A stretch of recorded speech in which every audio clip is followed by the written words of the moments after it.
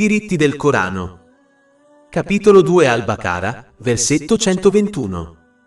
Coloro ai quali abbiamo dato il libro lo recitano con la sua vera recitazione.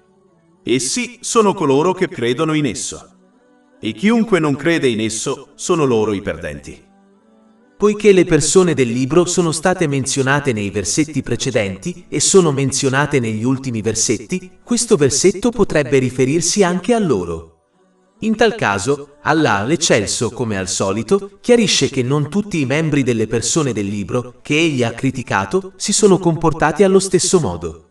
Capitolo 2 Al-Baqarah, versetto 121.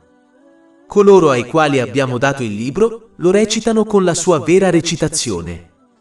Ciò indica l'importanza di evitare di criticare un intero gruppo in base alle azioni di alcuni membri di quel gruppo. Comportarsi in questo modo porta facilmente alla discriminazione, come il razzismo. Invece, ogni persona deve essere giudicata in base alle proprie azioni. Un'intera organizzazione o gruppo può essere criticato solo se ci sono prove evidenti che tutti si comportano allo stesso modo. Capitolo 2 Al-Baqarah, versetto 121. Coloro ai quali abbiamo dato il libro lo recitano con la sua vera recitazione. Essi sono coloro che credono in esso. Che questo versetto si riferisca ad alcuni membri del popolo del libro e della Torah o ai musulmani e al Sacro Corano, in entrambi i casi recitare correttamente un libro divino va ben oltre la semplice lettura. La parola araba per recitazione in realtà significa seguire, cioè seguire praticamente. Recitare veramente le scritture divine significa quindi comprendere e agire in base ai suoi insegnamenti. Il problema con la semplice lettura del Sacro Corano senza comprensione o azione porta solo a contraddire ciò che si sta recitando attraverso le proprie azioni. Questo non può essere definito come credere nel Sacro Corano. Questo versetto significa anche che applicano correttamente gli insegnamenti del Sacro Corano nelle loro vite. Ciò significa che evitano intenzionalmente di interpretarlo male per giustificare il soddisfacimento dei loro desideri mondani. Purtroppo, una forma di questo può verificarsi persino tra studiosi la cui cieca lealtà alla loro scuola di pensiero e ai loro insegnanti li incoraggia a interpretare il Sacro Corano per adattarlo alla loro scuola di pensiero invece di interpretarlo con una mente imparziale e aperta. È importante per un musulmano mostrare rispetto per i propri insegnanti e pari, ma la loro lealtà deve essere solo verso Allah, l'Eccelso, e il suo santo profeta Muhammad, pace e benedizioni su di lui. Questo garantirà che interpretino il Sacro Corano correttamente e in modo imparziale, proprio come fecero i compagni, che Allah sia soddisfatto di loro. Coloro che evitano di comprendere e agire in base al Sacro Corano o coloro che intenzionalmente lo interpretano male, quindi non credono in esso correttamente.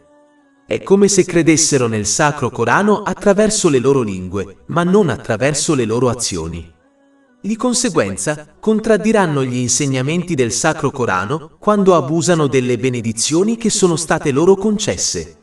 Ciò porta solo a guai e difficoltà in entrambi i mondi. Capitolo 2 Al-Baqarah, versetto 121. E chiunque non crede in questo, è lui che perde. E capitolo 20 Tala, versetti 124-126. E chiunque si allontana dal mio ricordo avrà una vita depressa, cioè difficile, e noi lo raduneremo, cioè lo resusciteremo cieco nel giorno della resurrezione. Egli dirà: mio Signore, perché mi hai resuscitato cieco mentre una volta che vedevo? Allah dirà: così vi giunsero i nostri segni e li dimenticaste, cioè ignoraste, e così sarete dimenticati in questo giorno. Un musulmano deve quindi accettare e agire sul Sacro Corano secondo le tradizioni del santo profeta Muhammad, pace e benedizioni su di lui, per raggiungere la pace della mente e il successo in entrambi i mondi, anche se i suoi insegnamenti contraddicono i loro desideri. Capitolo 16 An-Nahl, versetto 97. Chiunque compia il bene, sia maschio che femmina, mentre è credente, certamente gli faremo vivere una buona vita, e certamente daremo loro la loro ricompensa nell'aldilà, secondo le loro migliori azioni.